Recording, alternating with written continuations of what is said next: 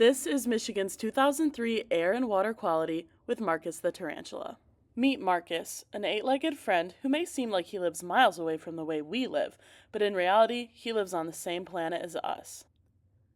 So does she, so does this little fella, so do they, and so does this cutie. So does every living thing that shares the earth with us. Their health is directly linked to the state of our environment. Even indoor pets like Marcus, or more commonly, your cat or dog. According to the 2003 DEQ report, Michigan has faced significant environmental challenges.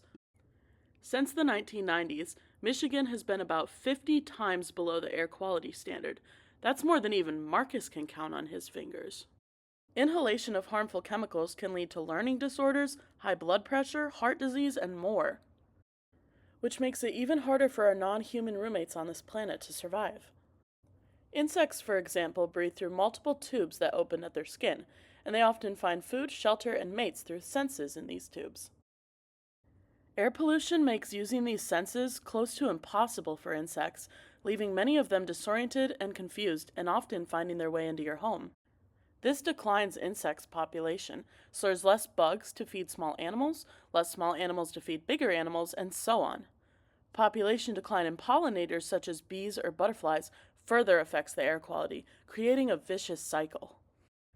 Now, tarantulas like Marcus actually breathe in a similar way as mammals, through a pair of organs called book lungs.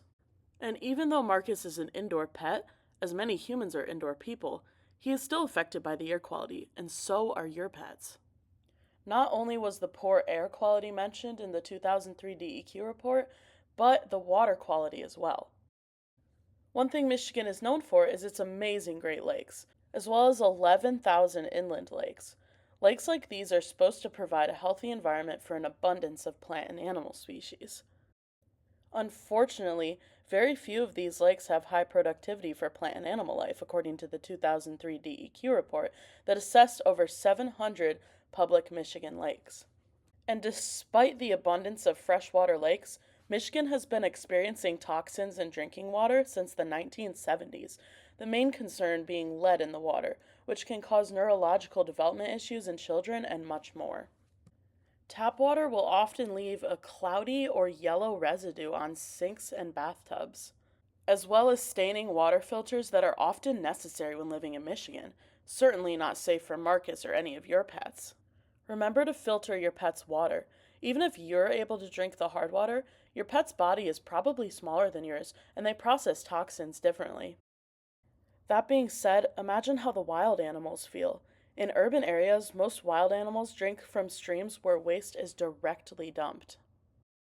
Try to reduce how much trash you produce on a daily basis, to avoid having it dumped into a water source or burned to cause harmful gases. And try to recycle as much as possible. Remember that we share this planet with millions of other creatures who deserve better. Even the ones that seem unlovable deserve a clean planet to live on.